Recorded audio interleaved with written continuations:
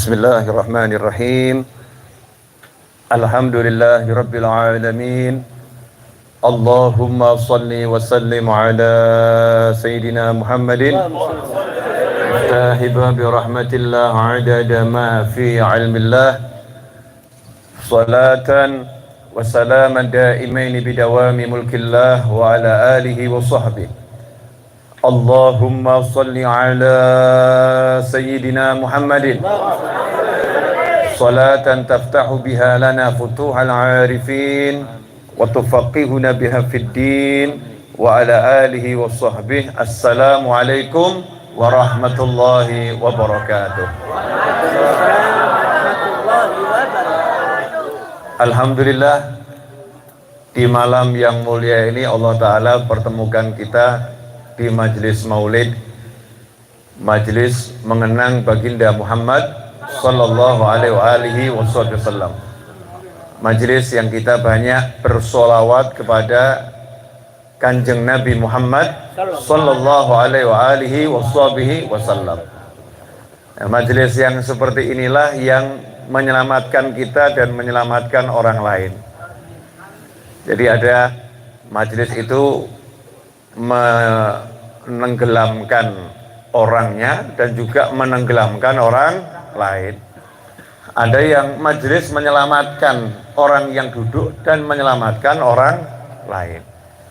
Nah, majelis sholawat, majelis ingat pada Allah Ta'ala, majelis zikir, dikatakan dalam berbagai riwayat, majelis zikir itu orang yang hadir di sana niatnya apapun dapat ampunannya Allah Subhanahu wa Ta'ala.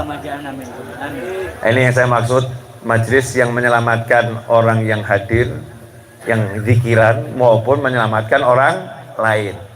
Sebagaimana disebutkan dalam hadis, Allah bertanya kepada malaikat sementara Allah Maha mengetahui apa yang mereka minta di situ. Mereka kumpul berzikir itu mintanya apa? Maka dijawab mereka minta surga. Allah nanya lagi sama malaikat, nah mereka itu sudah pernah lihat surga belum? Maka dijawab belum. Bagaimana kalau mereka itu dipertontonkan atau ditunjukkan surga kepada mereka? Jawabannya malaikat, tentu mereka akan lebih sungguh-sungguh beribadah dan sungguh-sungguh minta. Kemudian Allah yang Maha mengetahui nanya lagi sama malaikat, mereka yang hadir majelis itu takut sama apa? Minta dilindungi dari apa? Maka dijawab mereka minta dilindungi dari siksa api neraka. Allah kembali bertanya, sedangkan Allah Maha mengetahui, apakah mereka sudah pernah lihat neraka? Maka dijawab belum. Bagaimana kalau ditunjukkan kepada mereka neraka? Malaikat menjawab, tentu mereka akan lebih gigih untuk menghindar dari neraka dan lebih memohon untuk selamat dari siksa api neraka. Kemudian di akhir hadis Allah berkata kepada para malaikat, saksikanlah wahai para malaikatku, sesungguhnya aku sudah memberi yang mereka minta dan melindungi mereka dari apa yang mereka takutkan, dan aku telah mengampuni mereka semua. Ya, aku telah mengampuni mereka semua. Nah, karena malaikat disuruh jadi saksi, malaikat itu super teliti, sehingga dicek satu-satu yang hadir sama malaikat, karena suruh menjadi saksi. Saksinya orang-orang yang hadir tadi, mereka dikasih surga, mereka dilindungi dari neraka, mereka diampuni oleh Allah Subhanahu wa Ta'ala. Maka malaikatnya ngecek satu persatu, dicek tuh yang hadir. Nah, termasuk yang hadir di malam hari ini, gak ada yang luput dari ceknya malaikat. Ya, dicek satu persatu. Malaikat kemudian laporan pada Allah Ta'ala sementara Allah Maha mengetahui. Fihim fulanun laysa minhum. Ya Allah, setelah saya cek, kami cek, itu di tengah-tengah majelis itu ada satu orang laysa minhum, bukan dari kelompok mereka. Dia nggak ikut zikir, nggak pengen surga, nggak takut sama neraka. Innama ja'a li hajah. Datangnya itu karena suatu kepentingan, bukan pengen surga, bukan takut neraka, bukan minta ampunan.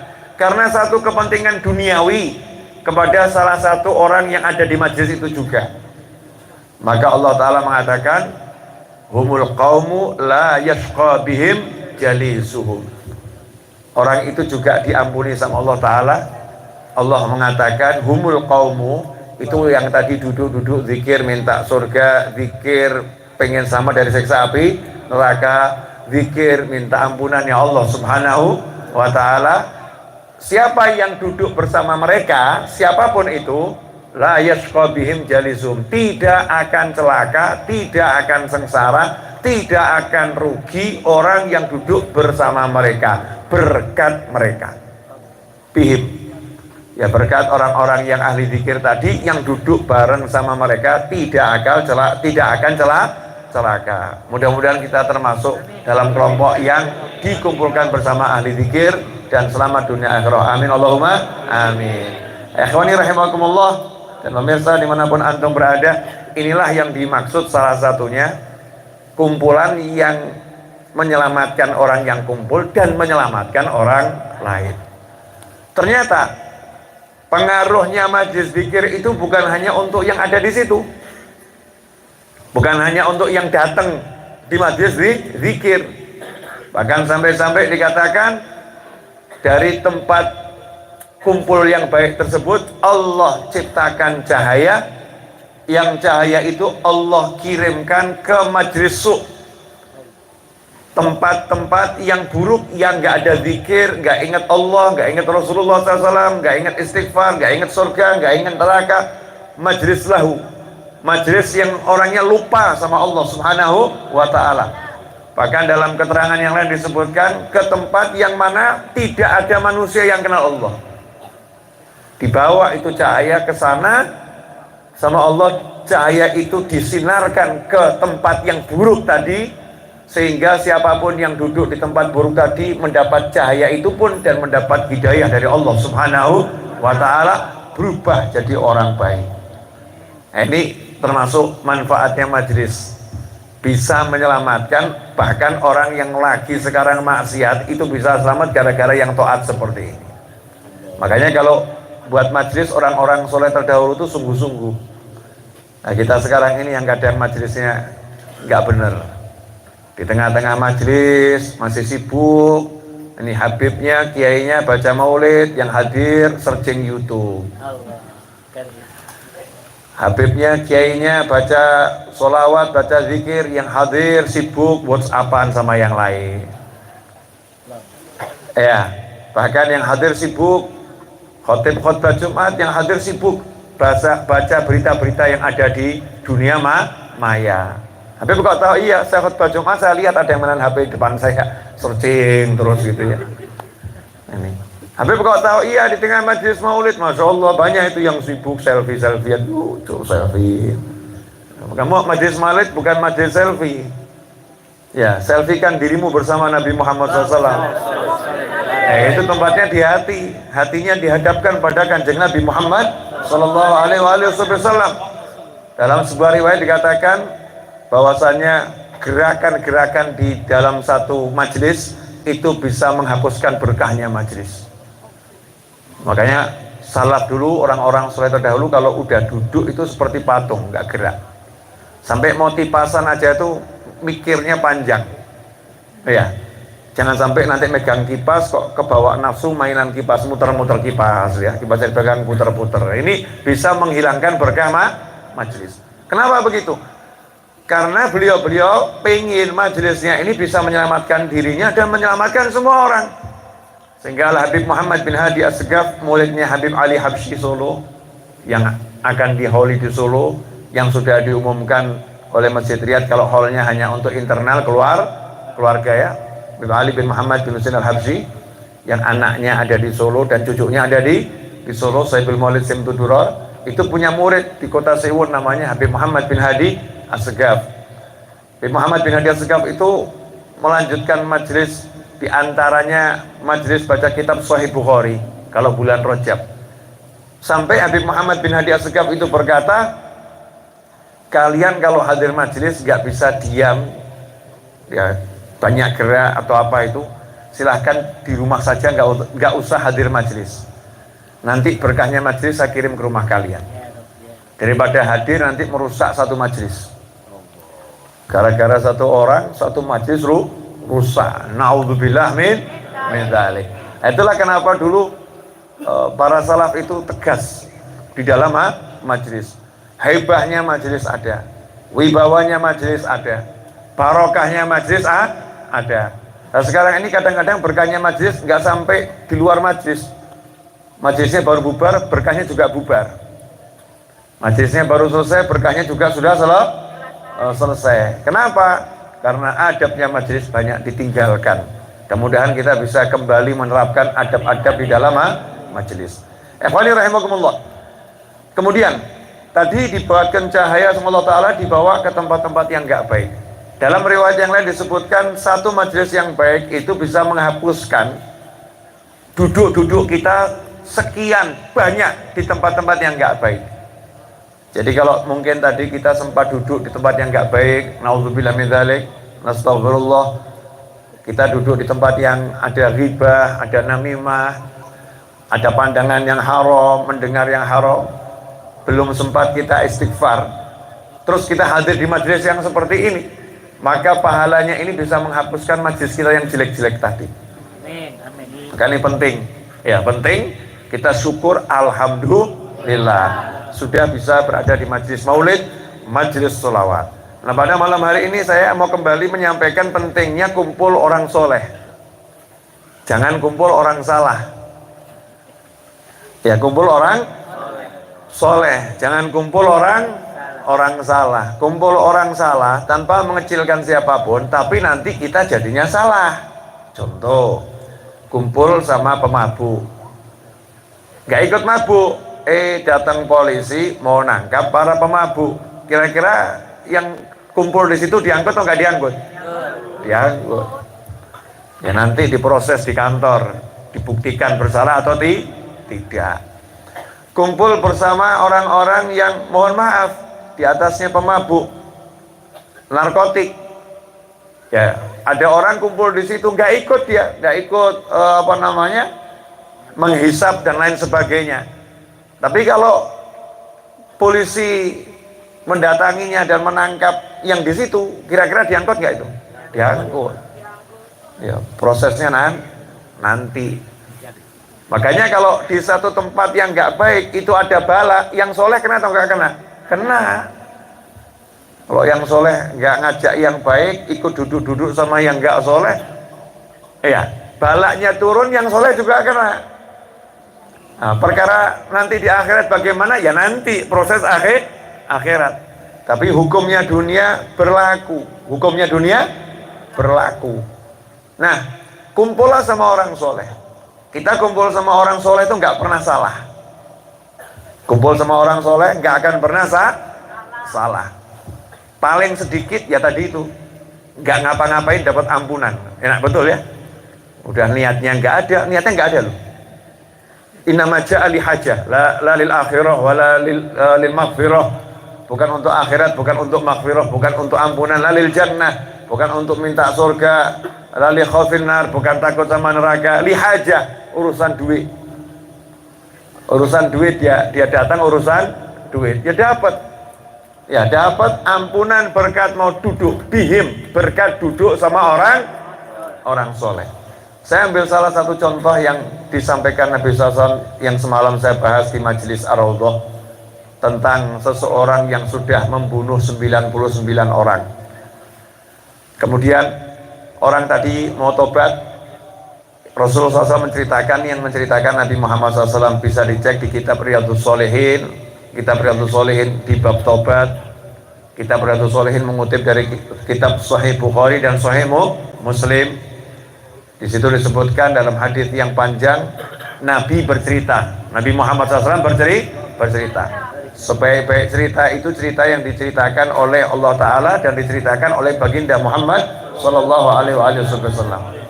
Sayangnya akhir zaman ini kita kalau diceritain sama Marvel, sama Hollywood, denger. Diceritain sama drama Korea, denger. Diceritain sama Kanjeng Nabi Muhammad SAW, ya dengar. dalam tandaku kutip. Kok gak rampung-rampung, toh apa sih dia ngomong gitu. Dengernya begitu. Nah ini Nabi SAW menceritakan panjang. Singkatnya ada satu orang di zaman terdahulu. Zaman dahulu berarti bukan zaman Nabi Muhammad SAW, bukan umatnya Rasulullah SAW, bukan sahabatnya Rasulullah, tapi zaman Nabi-Nabi terdahulu. Ada satu orang ini membunuh 99 orang. Berarti kejahatannya kelas berat atau kelas ringan nih? Kelas berat. Jadi membunuh itu udah jadi kebiasaan. Membunuh 99 orang. Pengen tobat. Maka dia nanya sama masyarakat, tolong tunjukkan aku bi'alami ahlil arab, orang yang paling alim di muka bumi saat ini. Karena mau minta fatwa. Jadi zaman dulu orang yang udah bunuh 99 orang itu juga paham kalau mau minta fatwa sama orang alim. Minta fatwa sama orang alim, orang yang ahli ilmu. Ini fatwa tentang tobatnya diterima atau tidak. Nah, nanya sama masyarakat, ditunjukkan pada rohib, ahli ibadah. Datang sana, itu ada orang ahli ibadah. Salah alamat. Kalau minta fatwa jangan nanya sama ahli sholat. Nanya sama ahli sholat yang ahli ilmu. Nanya sama ahli Quran yang ahli ilmu. Bukan nanya sama yang ahli Quran, ahli sholat tapi gak paham ilmu. Iya, Masya Allah sholatnya bagus tapi gak pernah nyantri di pondok, gak pernah belajar di majelis. Masya Allah baca Al-Qurannya bagus, rajin, bahkan tasbih dipegang terus, zikirnya bagus, tapi nggak pernah duduk sama para kiai, nggak pernah duduk sama para habaib, nggak pernah cari ilmu, nggak paham ilmu dia. Jangan nanya sama yang seperti ini, fatwanya nanti bisa salah, dan seringkali salah karena dia ngomong menurut yang ada di kepalanya baik, bukan yang menurut Allah dan Rasulnya baik. Maka datanglah, karena masyarakat awam itu kan ya dari dulu sampai sekarang masyarakat awam lihat ada orang ganteng seperti saya, ganteng seperti beliau-beliau di sebelah saya, pakai selendang seperti ini, kopiahan, wah Masya Allah, alim, langsung dibilang ulama. Murah sekarang itu, titel ulama, beli baju langsung jadi ulama. Murah. Buat majelis, ya buat majelis burdahan jamaahnya 100 ulama sudah. Buat majelis simtuduror jamaahnya 1000 ulama sudah. Jadi titel ulama itu mudahnya luar biasa. Titel zaman sekarang. Dulu tuh orang mau dibilang alim itu, Mbah Hasyim Asy'ari rahimahullah mau dibilang alim, udah nyantri dalam negeri ya bertahun-tahun, nyantri ke Mekah bertahun-tahun, pulang masih belajar lagi, ya baru itu namanya orang alim. Orang alim itu bukan orang yang pintar ngomong. Kalau pintar ngomong itu ya di pasar tuh banyak yang pintar ngomong. Yang jual jamu pintar ngomong, jual baju pintar ngomong. Al-alim man hasunan naql. Kata Habib Zain bin Sumit, semoga Allah panjangkan umurnya dalam kebaikan, yang disampaikan oleh salah satu muridnya, al-alim man hasunan naql.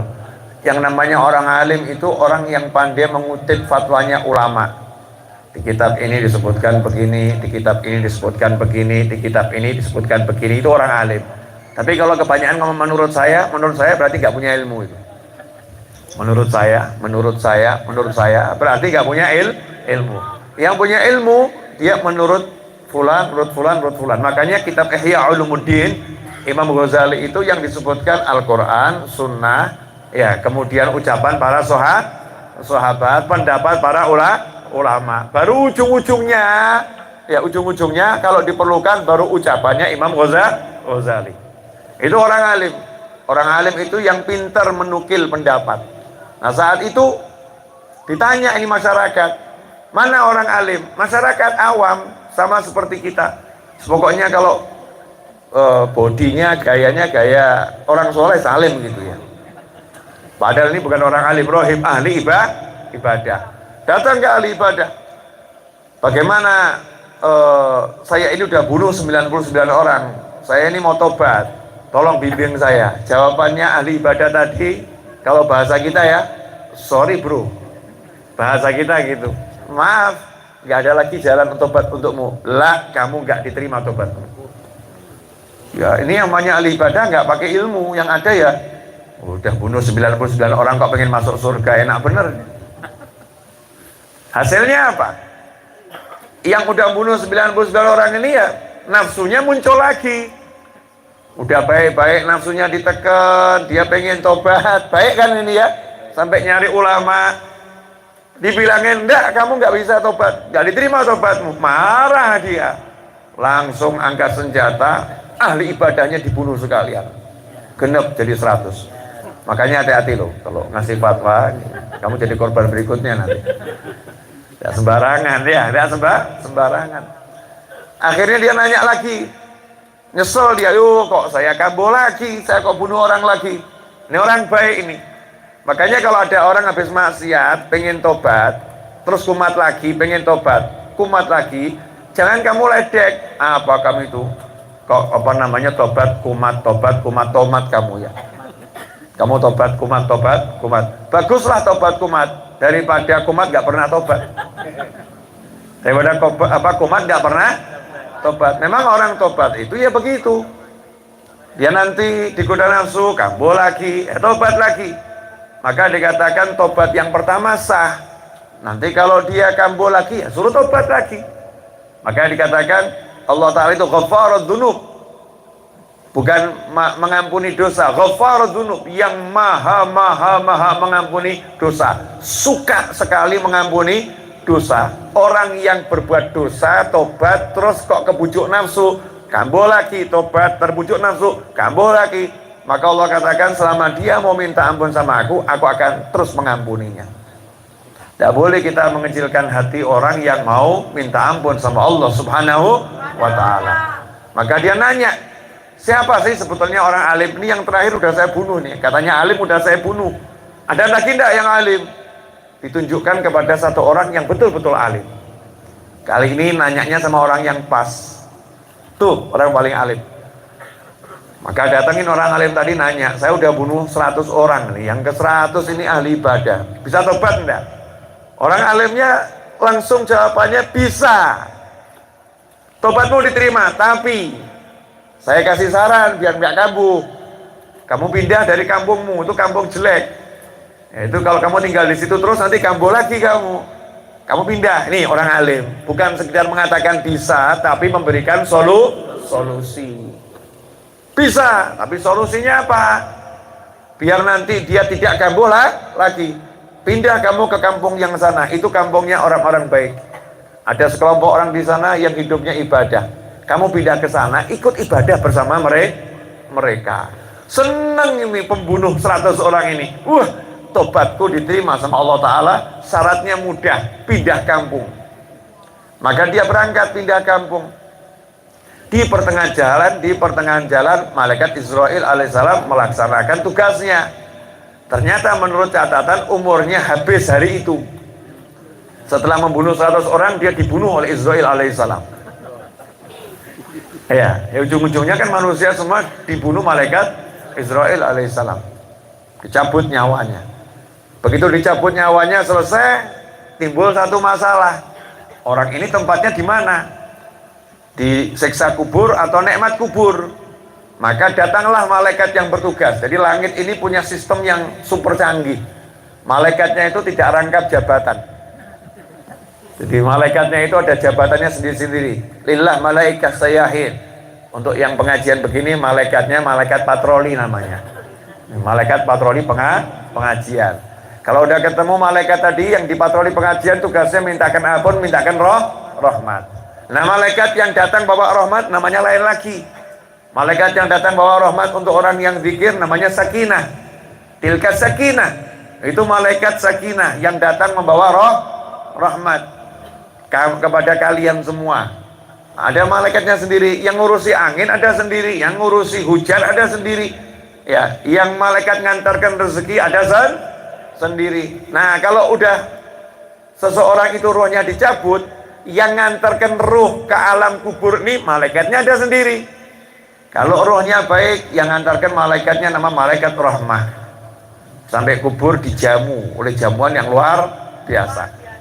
Kalau ya rohnya itu jelek, naudzubillah min dzalik, suul khatimah, malaikat yang jemput itu bukan jemput, nyeret judulnya. Diseret sama malaikat azab, malaikat yang akan nyiksa. Di kubur dia akan disiksa. Maka untuk kasus pembunuh ini ajaib, karena dua-duanya datang malaikatnya. Jadi status nggak jelas. Malaikat rahmat datang bilang, ini mau saya bawa ke kuburan, mau saya servis, mau saya senangkan, dirahmati Allah Ta'ala. Malaikat azabnya nolak, nggak bisa, ini jatah saya, ini milik saya, ini mau saya bawa ke alam kubur, mau saya hajar. Malaikat rahmatnya bilang, nggak bisa, ini datang dia tadi berangkat dengan hati mukbilan ilallah bitaubah, hatinya itu berangkat bawa tobat. Nah di situ menurut para ulama, Allah Ta'ala memberitahu malaikat rahmat isi hatinya orang-orang soleh. Yang baik-baik ini malaikat rahmat dikasih tahu. Malaikat azab nggak dapat informasi itu, sehingga jawab, oh nggak bisa, dia belum pernah berbuat baik sekecil apapun. Nah karena malaikat rahmat sama azab ini gontok-gontokan, nggak orang rambungi, masing-masing dengan pendapatnya sendiri sesuai tugasnya. Malaikat itu kan nggak bisa ditekak-tekuk. Kalau A ya A, ya B ya B. Kamu nggak bisa nyogok malaikat. Malaikat beli, nggak iso. Malaikat itu sesuai SOP langit. Yang bagian rahmati, yang bagian ngadab. Allah Ta'ala kirimkan penengah, juri yang betul yang mana. Jadi sistem langit itu semua pakai sidang yang tertib. Ya sidang yang tertib. Ini yang cerita Nabi Muhammad SAW. Ya jangan dianggap ini dongeng, jangan dianggap ini kok ngunu ya, kok seperti drama gitu ya. Ini yang cerita Nabi Muhammad SAW, dan hadisnya super sahih. Kenapa super sahih? Karena diriwayatkan oleh Imam Bukhari dan Imam Muslim, muttafaqun alaih. Artinya ini kisah yang syarat dengan ilmu. Allah datangkan satu malaikat, tapi sama Allah malaikatnya tidak boleh menampakkan diri sebagai malaikat. Malaikatnya disuruh nyamar jadi manusia. Jadi malaikat ini telah mengelabui dua malaikat. Keren banget ini. Allah kirim malaikat tapi nggak boleh menampakkan diri jadi malaikat. Surah Adami, malaikat dalam wujud manusia untuk mengelabui dua malaikat. Karena Allah pengen menunjukkan yang lebih hebat dari malaikat adalah manusia yang berilmu. Manusia yang berilmu. Malaikat ini alim, kemudian datang hakaman sebagai hakim. Kalian berdua jangan ribut, keputusan langit. Loh. Ya, keputusan langit diukur saja jarak jenazahnya. Dekat mana? Kalau dekat ke tempat kampung yang ahli maksiat tadi, kampung asalnya, ya udah milik malaikat azab siksa.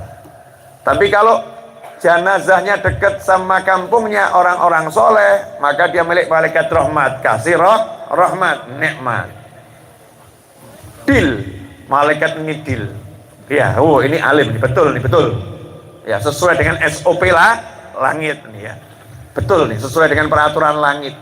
Ilmu, laki-laki yang menang adalah ilmu, alim, orangnya berilmu. Nah, disitulah kemudian Allah Ta'ala menunjukkan rahmatnya. Sabaqat rahmati ghadabi, rahmatku itu mendahului amarahku. Barang siapa yang datang kepadaku berjalan, aku akan menghampirinya dengan berlari. Maha suci Allah dari sifat-sifat yang menyerupai makhluk. Jadi itu kiasan, kalau ada orang baru pengen baik, itu baru pengen baik, Allah sudah menganggap dia orang yang baik. Karena langsung disambut sama Allah, jadi diterima. Makbul indallah, ini orang baik, baru pengen baik, pengen berjalan sebentar. Yang sering saya sampaikan itu kalimatnya para ulama, siru ilallah urjan au makasir. Berjalanlah kepada Allah dalam keadaan kamu pincang maupun kamu itu nggak punya kaki. Au makasir, kakimu putus, ya pincang, ataupun kakimu putus. Jangan kamu menunggu sehat. Fa inna intizara sehat batalah. nunggu sehat itu namanya pengangguran. Dan nanti saya kalau udah jadi orang baik saja ke masjidnya. Oh saya ini masih suka mabuk, masa ke masjid? Nggak apa-apa, masih suka mabuk ke masjid, tapi di masjid jangan mabuk. Nggak apa-apa, masih suka begini, begitu yang haram, ya. Tapi jangan ketika ada di majelis berbuat yang haram. Nah itu anehnya orang-orang yang dianggap itu ahli maksiat, kalau di majelis paling khusyuk. Tapi orang-orang yang merasa udah taat di majelis paling rame, hatinya nggak khusyuk. Aneh kan di situ ya. Nah, jadi sebetulnya kan yang harusnya hatinya khusyuk siapa? Yang merasa dirinya ahli taat, karena masa lebih butuh sama rahmat. Tapi enggak, kadang-kadang yang ahli taatnya udah merasa nggak butuh rahmat, jadi ya di majelis ya seramai sendiri, ya nggak butuh rahmat. Datang ya biasa-biasa saja majelis, nggak ada ini apa dapat ampunan. Beda kalau orangnya ahli maksiat masuk majelis itu sama ndredeg dia. Aku banyak dosa. Mudah-mudahan aku diampuni. Beruntungnya aku bisa di pengajian ini. Hatinya seperti itu. Nah, ternyata Allah bekerja. Jadi perbuatannya Allah berlaku. Allah menunjukkan sifat rahmatnya. Karena orang ini sudah berjalan menuju Allah, maka Allah berlari menghampirinya. Bagaimana Allah berlari menghampirinya? Hukum sudah ditentukan, kalau lebih dekat kepada tempat baik berarti masuk kelompok orang baik, dekat pada tempat yang jelek masuk kelompok orang jelek, maka jenazahnya sama Allah Ta'ala dijadikan dekat dengan tempat yang baik, dengan cara Allah perintahkan kepada tanah, hei tanahnya orang-orang soleh, kamu mendekatlah kepada orang ini.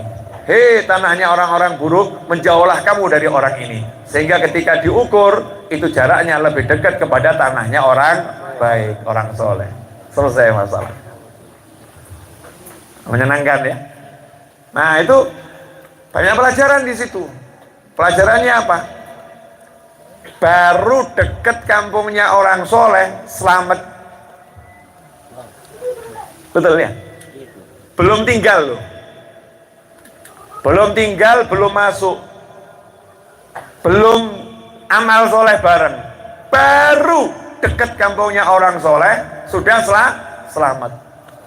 Itulah syafaatnya kaum solehin, syafaatnya al ulama, sebagaimana disebutkan oleh Nabi Muhammad SAW dalam hadis, yasfa'u yaumal qiyamah salat, al anbiya, thumma al ulama, thumma syuhada, atau kama qala SAW. Kelak di hari kiamat ada 3 kelompok manusia yang akan memberikan syafaat. Yang pertama para nabi, yang kedua para ulama, yang tiga para syuhada. Di antara bentuk syafaatnya ulama itu seperti itu. Sampai kampungnya saja bisa menyelamatkan orang lain. Baru kampungnya.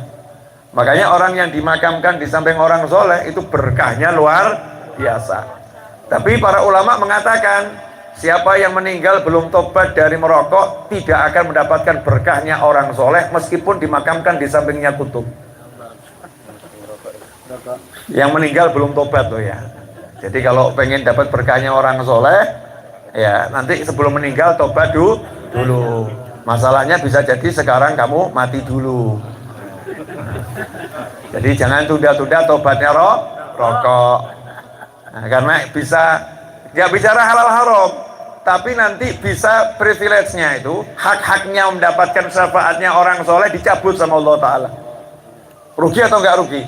Rugi. Kamu ngerokok nggak apa-apa, tapi nanti nggak dapat syafaatnya orang soleh. Asik betul ya. Pilih rokoknya atau syafaat orang soleh? Rokok. Di tengah majelis maulid saja masih ada yang bawa rokok. Datang majelis maulid ngantongi rokok, kan luar biasa. Mau ketemu Rasulullah SAW di kantongnya ada rokok. Hebatnya luar biasa. Hadir orangnya, hadir membawa kok ya.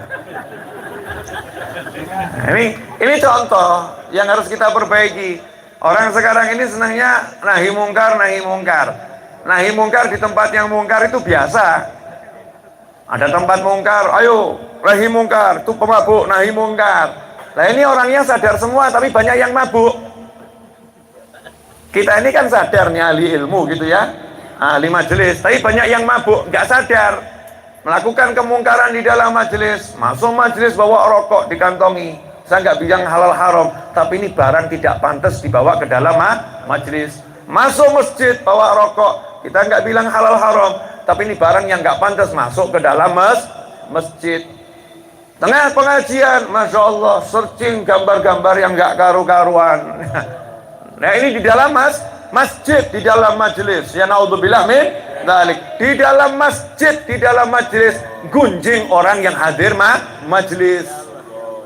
Oh itu yang di belakang sana itu orangnya begini, itu ya itu. Kemarin saya ketemu di sana. Kelihatannya kalau pengajian khusyuk di luar sana main cewek terus itu, masya Allah. Gunjing orang. Dakhil majelis, di dalam majelis, bahkan seringkali di dalam masjid. Dan itu sudah disampaikan oleh Nabi Muhammad SAW. Nanti akan tiba suatu masa itu orang-orang itu pada ke masjid, tapi duduknya di dalam masjid, yang diobrolkan hanya dunia. Tinggalkan mereka semua. Kama qala SAW. Bil makna seperti itu. Jauhi orang-orang yang seperti itu. Yang disuruh jauhi yang di dalam masjid tapi ngobrol dunia. Ada enggak kira-kira? Jangankan ngobrol dunia, menghadirkan dunia di dalam masjid.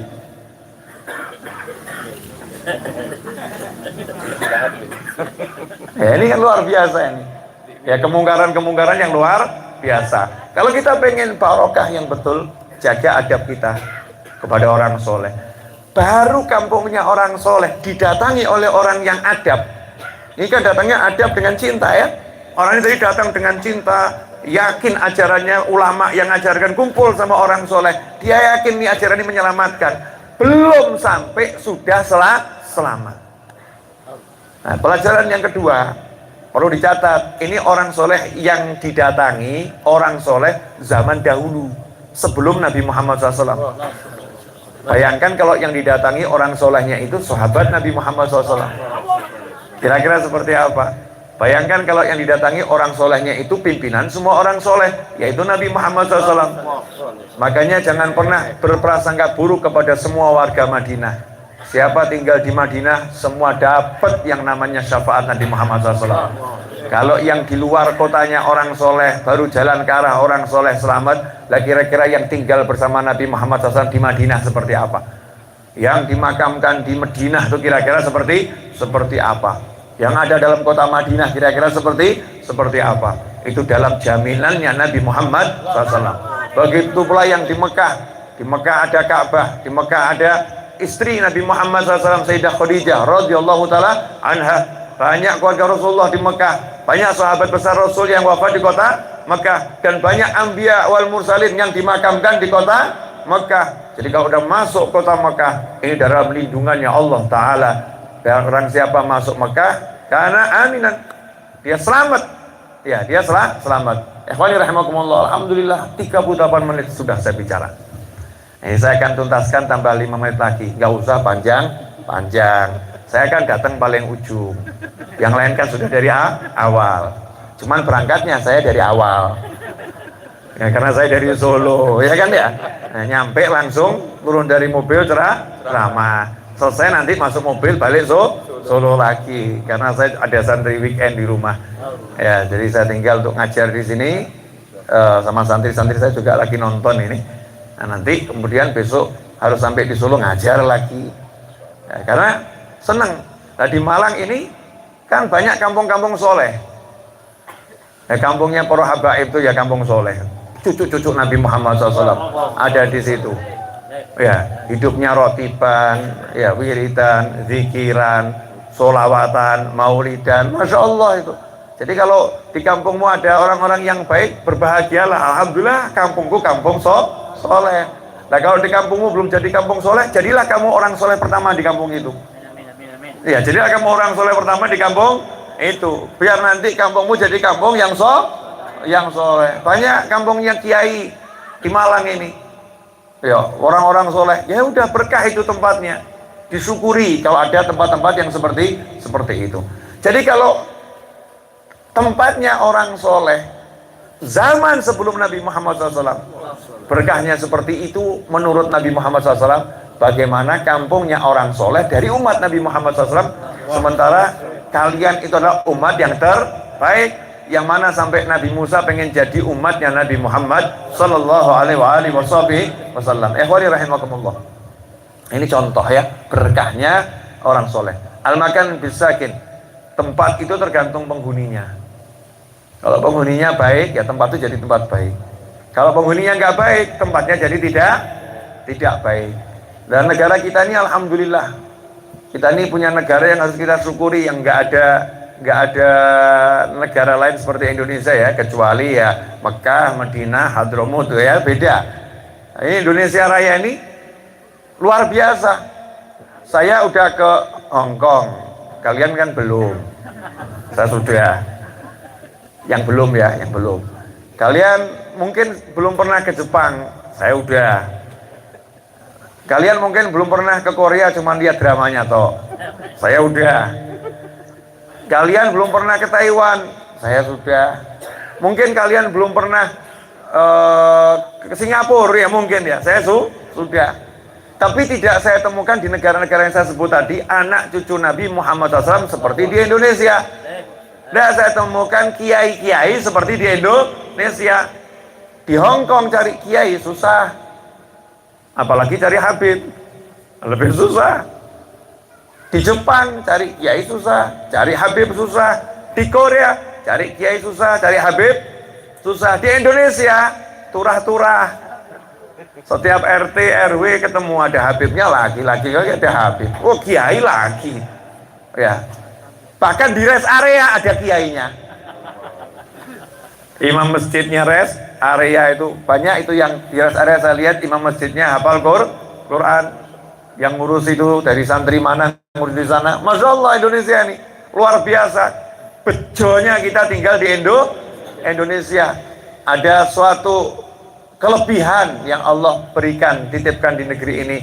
Karena di negeri ini ada banyak anak cucu Nabi Muhammad Sallallahu Alaihi Wasallam, yang mana tempat lain mungkin yang bawa Islam itu ulama-ulama, tapi kalau yang bawa Islam ke Indonesia ulama bukan sembarang ulama yang langsung garis nasabnya bersambung pada Nabi Muhammad Sallallahu Alaihi Wasallam, sehingga berkahnya itu luar biasa.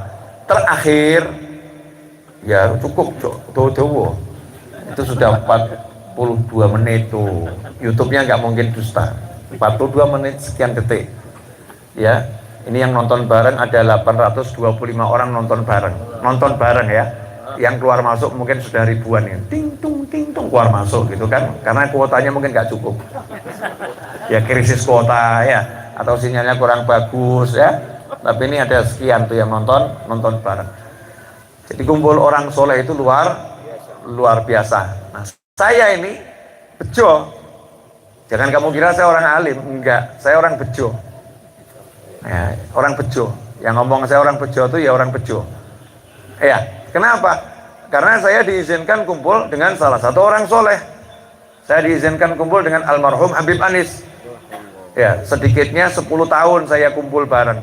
Pagi, siang, sore, malam. Pagi, siang, sore, malam. Kumpul dengan orang soleh. Belum lagi saya kumpul dengan orang soleh yang namanya bapak ibu saya. Ya, alhamdulillah ibu saya solihah, bapak saya soleh. Saya kumpul dengan kakek saya yang alhamdulillah juga soleh, bejo saya. Karena nggak semua orang punya guru, punya keluarga yang soleh. Ya, nggak semua orang seberuntung saya. Alhamdulillah saya beruntung. Nah, karena kumpul sama orang soleh, akhirnya ya gampang aja semuanya. Oh, baru dekat kampungnya orang soleh, pertolongannya Allah, urusan siksa kubur aja selamat kok. Apalagi tinggal bareng orang soleh, yang dunia kiyo kecil. Ya, itu yang lagu qasidah itu. Ahlul wafahum liman wafahum. Ahlul wafahum, yang pandai membalas budi itu ya orang-orang soleh. Kalau ada orang menanam budi pada orang soleh, itu beruntung. Kenapa? Yang ahli balas budi itu orang soleh. Jadi makanya dulu para kiai ngajari anak-anaknya, ngajari cucu-cucunya, ya, yuk khidmah sama orang soleh, khidmah sama kiai sana, khidmah sama syekh di sana, khidmah sama habib di sana. Kenapa? Kalau nanti kamu bantu para kiai, para habaib, kamu khidmah sama beliau itu pandai membalas budi. Contoh, Al-Habib Umar bin Abdurrahman Al-Attas radhiyallahu anhu. yang menyusun Ratibul Attas, gurunya Habib Abdullah bin Alwi Al-Haddad radhiyallahu anhu. Punya murid namanya Syekh Ali bin Abdullah Baros, bukan Habib muridnya, Syekh. Kalau di Indonesia kiai, ya bukan Habib. Nah, ini Syekhnya ini, Syekh Ali Baros, hidupnya ya kalau pas Habibnya ngajar ya duduk dengarkan pengajiannya. Tapi tugasnya bantu Habibnya, nyiapkan minum buat tamunya, ya bersihkan rumahnya, yo nyapu, yo ngepel gitu ya. Sehingga sekian lama akhirnya ada yang ngebully. Nah, bahasa zaman dulunya ngebully ya. Dibully. Kamu itu ikut Habib Umar tuh dapatnya apa? Cuma dijadikan kacung kamu itu. Cuma dijadikan kacung, jadikan pembantu, jadikan pelayan kamu itu. Apa manfaatnya? Enggak jadi alim juga, ngepel nyapu. Akhirnya Syekh Ali Baros ini sedih. Kok Habibku dibegitukan? Bukan sedih dirinya dia. Kok Habibku dituduh seperti itu sama orang itu? Sedih. Karena sayang sama gurunya luar biasa. Nah, gurunya paham, hati muridnya dipanggil, Ali sini kamu. Ya guru, saya ijazahkan kepadamu ilmu yang Nabi diutus pun belum dikasih sama Allah Ta'ala. Ini kalimat begini orang dengar, wah itu dalil dari mana itu? Oh, Nabi diutus kok belum dapat ilmunya. Dalilnya ya Nabi Musa sama Nabi Khidir. Nah, ternyata Nabi Musa nggak punya ilmunya Nabi Khidir. Memang ilmu itu miliknya Allah Ta'ala. Ada yang sebagian dikasih, sebagian belum dikasih. Begitu dibilang seperti itu diinstal ilmu langit, ilmu laduni, celing, jadi alim. Terus gurunya bilang begini, dah kamu sekarang nggak boleh tinggal sama saya. Lu jangan guru, lebih baik saya bodoh. Lebih baik saya bodoh, nggak iso apa-apa, tapi saya mau tinggal sama guru saya khidmah, I love you. Zaman sekarang, kebetulan, alhamdulillah, sepanjang kesel aku. Zaman sekarang mungkin gitu nih santri-santri kita-kita ini loh, kita-kita. Tapi Syekh Ali Baros tidak gitu, sedih. Lebih baik ilmu saya yang dikasih tadi dibuang saja. Saya jadi bodoh pol, nggak apa-apa. Padahal beliau nggak bodoh loh ya. Jadi bodoh, nggak punya apa-apa, yang penting tinggal sama Habib. Jawaban gurunya enggak. Kamu sekarang sudah alimnya sama seperti saya. Alimmu sama seperti saya. Nggak boleh ada dua pedang di satu sarung. Kamu sekarang saya tunjuk untuk dakwah di sana. Pilih mana kamu? Nurut sama saya atau tak buang ke tempat yang lebih jauh?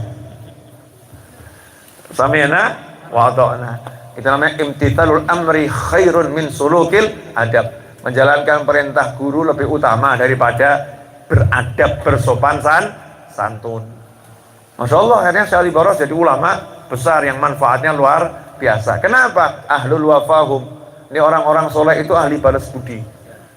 Nah, ini balas budinya dengan begitu diinstal ilmu laduni. Kan ya luar biasa.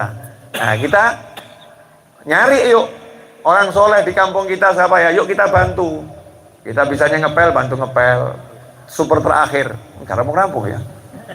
Nah, super terakhir ini yang berinteraksi dengan Nabi Muhammad SAW. Contoh ya, ngenger khidmah. Suatu pagi Nabi Muhammad SAW lagi sama sahabat, terus nanya, kalau saya lihat ibu-ibu tua yang biasa nyapu di masjid, ini kok nggak kelihatan mana? Kok pagi ini nggak nyapu? Biasanya tiap pagi nyapu. Jadi hebatnya ibu-ibu dulu tuh ya, zaman sahabat, ibu-ibunya nyapu masjid. Zaman sekarang nih ibu-ibunya nih yang diurus siapa gitu ya. Mungkin belum muncul ide ibu-ibu PKK mempersilahkan takmir masjid istirahat 3 hari, karena ibu PKK yang akan ngepel dan nyapu lantai masjid, yang akan ngosek WC ini tim PKK RT RW tidak jelas, belum ya, mungkin belum ada yang seperti itu, atau sudah ada saya belum dapat informasi. Tapi di zaman Nabi SAW ada nih ibu-ibu yang nyapu masjid, pagi dilihat kok nggak ada. Nanya Nabi SAW, mana ibu itu? Bil mana? Maka sahabat jawab, semalam meninggal dunia ya Rasulullah. Loh kok saya nggak dipanggil? Saya kok nggak dikasih tahu? Kalau dikasih tahu kan saya mau nyolatkan. Coba lihat, saya mau nyolatkan. Bil makna seperti itu. Maka sahabat jawab, kami nggak mau ngerepotkan Nabi Muhammad SAW. Jam istirahatnya Nabi. Nah ini sahabat punya adab. Orang jam 1 kiaimu mbok gugah yai sedo yai tangi yai. Nggak begitu. Habib ini orangnya meninggal dunia Habib. Nggak begitu. Ada adabnya, tiruan tuh adabnya sahabat sama Nabi Muhammad SAW. Meskipun doa Nabi sangat dibutuhkan sama sahabat, tapi tahu itu jam istirahat Nabi. Jangan nabinya diganggu, jangan kemudian tambah. Memang itu tugas Nabi. Itu tugas Nabi, ngurusi umat. Tugas Kiai sama Habib, ngurusi umat. Iya, tapi ya waktu nih. Semua itu ada aturannya. Itu namanya beda orang alim, punya ilmu sama nggak punya ilmu. Sahabat orang alim, didikannya Nabi Muhammad SAW. Maka sahabat saat itu ngomong, ya Rasulullah, kami nggak sampai hati bangunkan kamu ya Rasulullah. Jadi udah kami bereskan jenazahnya, udah mandikan, sholatkan, dan sudah kami makamkan. Apakah Nabi angkat tangan mendoakan? Oh ya udah, surga? Enggak. Nabi Muhammad SAW tidak cukup dengan kata surga, tapi beliau berkata, tunjukkan kepadaku di mana makamnya. Aku akan mendatanginya dan menyolatkan langsung di makamnya. Rasul ngajak sahabat ke makamnya di sini, Rasulullah takbir disolatkan. Ya, disitulah dalil solat ghaib untuk orang yang tinggal di satu wilayah itu tidak bisa. Kalau solat ghaib ya syaratnya wilayahnya wasafah kosor itu ya, baru bisa solat ghaib. Ini kalau masih Singosari ya Moro gitu loh ya, ke Malang, hadir namanya di makamnya disolatkan. Ini seperti itu. Bayangkan ya, disolatkan oleh Nabi Muhammad SAW. Disolatkan langsung sama Rasulullah. Ulama membahas kenapa perlu disolatkan Nabi SAW, untuk menunjukkan kehadiran Nabi berarti kehadirannya Allah Ta'ala. Jadi kalau Nabi hadir di situ berarti Allah hadir di situ, artinya rahmatnya Allah, ampunannya Allah, ya, pengangkatan derajat dari Allah, ada sesuatu yang lebih dari Allah Ta'ala. Ya, seperti suatu tempat kok tiba-tiba didatangi misalnya ya sama ulama besar. Ulama besar itu berarti ridho sama tempat itu. Ya, ridho sama tempat itu. Masyarakat ngomong, wah Masya Allah, itu pondok itu datangi sama Yai Fulan, Habib Fulan. Ini berarti ini pondoknya luar biasa, sebagai simbol. Ya, sebagai simbol. Dan ternyata wanita ini mendapatkan itu bukan karena dikenal ahli tahajud, bukan karena dikenal ahli, ternyata ahlinya pun masjidnya Nabi Muhammad SAW. Ahlinya pun masjidnya Nabi Muhammad SAW. Khidmah kepada pimpinannya orang soleh. Nah, kita khidmah saja sama orang soleh. Enak betul ya, modalnya pun masjid masuk surga. Modal ngepel masjid masuk surga. Modal jaga sandalnya kiai masuk surga. Kan nikmatnya luar biasa. Ini bayarnya murah, dapatnya mahal. Jannah, dapatnya surga. Nah, dulu yang diajarkan para kiai dan para habibnya model begini, amalan-amalan seperti ini. Mari yuk kita kembali ke amalannya para kiai dan para habaib. Amalan khidmah dumateng tiang kang soleh, tiang kang soleh kumpulono, maka insya Allah kita selamat dunia, selamat akhirah. Semoga apa yang dibacakan doa tadi semua diterima oleh Allah Ta'ala, dan mudah-mudahan kita pulang ke rumah masing-masing bawa barokah yang besar, selamat dunia, selamat akhirah.